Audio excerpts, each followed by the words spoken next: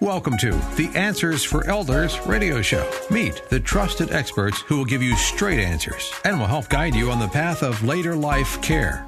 Now, here's your host, founder, caregiver, and CEO, Suzanne Newman. And welcome back, everyone, to this final segment in this wonderful hour as we've been celebrating the joy of music. And certainly, as a listener, I hope that each one of you have a particular fond memory of something that has connected you to music. And if you've ever sung before and think about maybe it might be interesting to do, but no, I could never do this. We are blessed today to have the conductor of Dr. Natalie Lurch, and we are with Encore Creativity for an amazing organization. And for those of you that are just joining us, Natalie, would you just give a summary of Encore Creativity and the program itself before we get into this final segment? Encore Creativity provides arts opportunities for those 55 and older.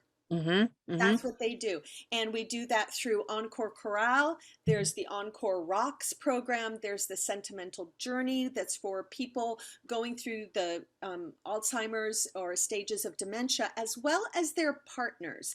Their partners can also sing in the choir. I love that. Decide to do that, which I think is a wonderful thing. Yeah. And then there's also the Encore University, which is kind of a new arm that developed during COVID.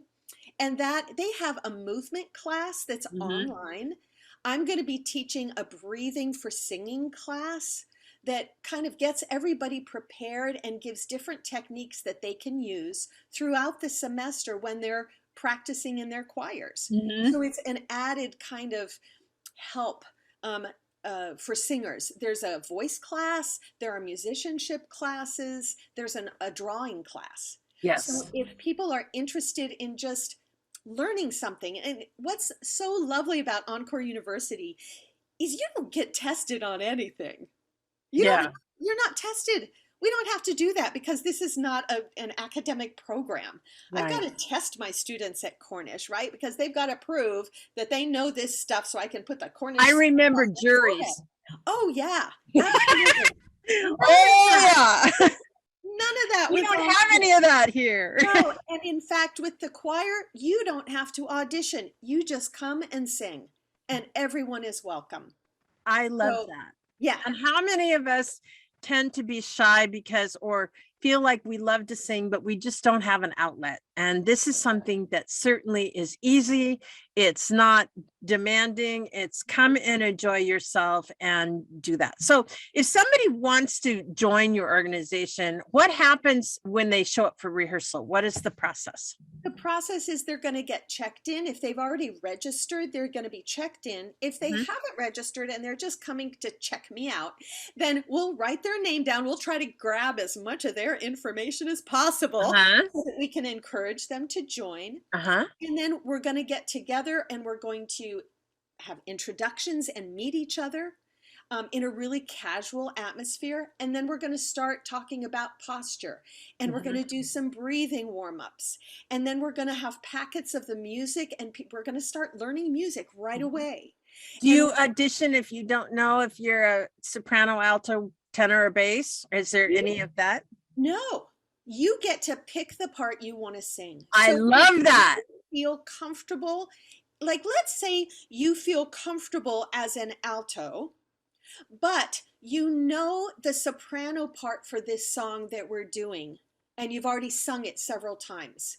Well, as long as you tell me so that I can create the balance, you can sing soprano on that song. I don't care. I love that. I want you to sing where you're comfortable. Now, if you don't know where you should be and you want to come up to me and say, can you help me decide? I'll say, sure. And I'll run you through a few warm-ups so I can hear your voice. I'll sing along with you so you're not alone. And I'll get a sense of what your range is. And I might ask you a few questions about your experience to know whether you're going to be more easily hearing like if you're a man and you don't know if you're a bass or a tenor, but you've got a wide range, you might feel more comfortable in the bass line because most of us hear the bass in the soprano easier than we hear the alto and the tenor because they're surrounded by other voices. And so it's harder to hear those parts sometimes. Yeah. Yeah. And I think as we get older, at least in my experience, I used to be a first soprano. I am no way a first soprano anymore because number one, I haven't kept my voice up. And number two is as I'm matured, my voice has changed a little bit. I know when I sing along to like classical works, like the Messiah, I play it during the holidays. Sure. Hitting those high notes like I used to be able to ain't so easy anymore.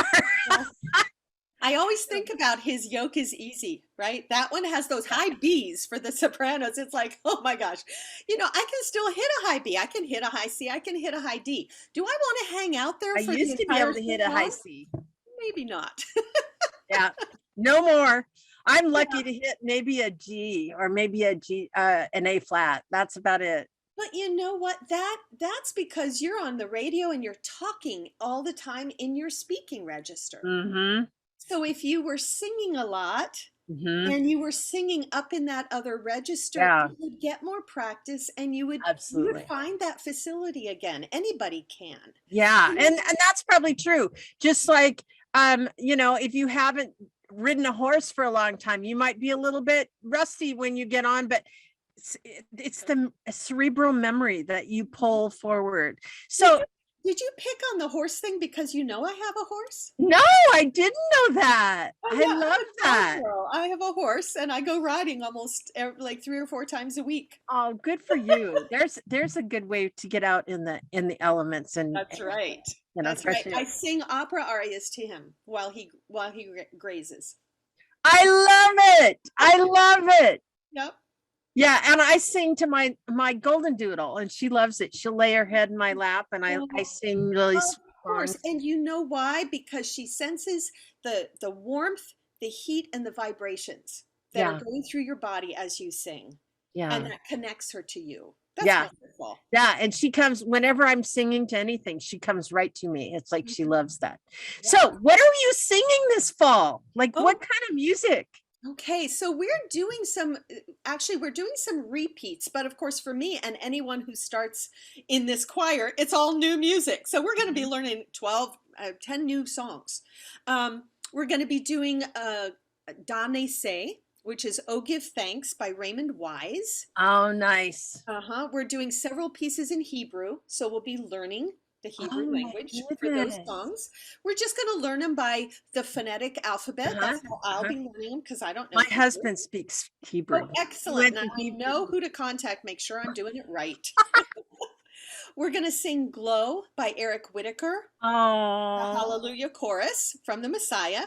Of course. Right. The Holly and the Ivy, Silent Night, and a couple of others that I'm going to make surprises. So I'm not going to tell you everything. You got to go to the first rehearsal and find out what all we're singing. Well, and I love the fact that, you're picking some wonderful classical pieces, but they are, they're not over the top, it's not something that's overly demanding. It's easy, but people recognize once they hear them.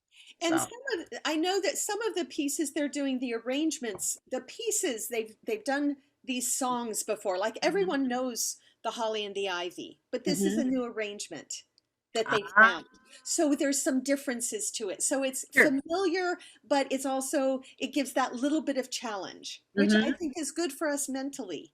Right. It's good for us just to try new things and not be afraid to say, oh, this is not what I thought it was. Right. Pay attention. Right. Well, I am so excited about, this whole process of yours, and certainly talking about, coming together, to celebrate like this. How many people are you hoping to get in your community? Really hoping to get 25 to 30. Okay. So it's not going to be too big. No, I don't think so. And the church, we're going to be rehearsing in the sanctuary that has pews on 3 sides. So we're going to be able to get plenty of social distancing as people feel comfortable. Everyone will be able to be seated Uh-huh. If people want to stand, they can sit and stand in the Uh-huh. back so that they Uh-huh. don't block anyone else's view. Mhm. We will be able to, during the performance, if people want to sit, they can. If they want Mhm. to stand, we'll figure out a way. I'm very creative. That's one of the things that I love doing, is creating like really creative ways to express our Mhm. music. I would like, because of the way this church is arranged, I really hope that we can do one or two songs that surround the audience, where we are Yes. standing and sitting all I around them love so that that. they are inside the music. Yeah. Yeah. So those are some of the ideas that I have. And I welcome people's ideas as they come in and see the I space love and that. learn the music. We can collaborate. I actually hope that maybe I can step into the group and sing along and do something that is not conducted. I think that I would love be really that. great. I love that. So Well, all of those certainly. things that So are rolling around in my brain.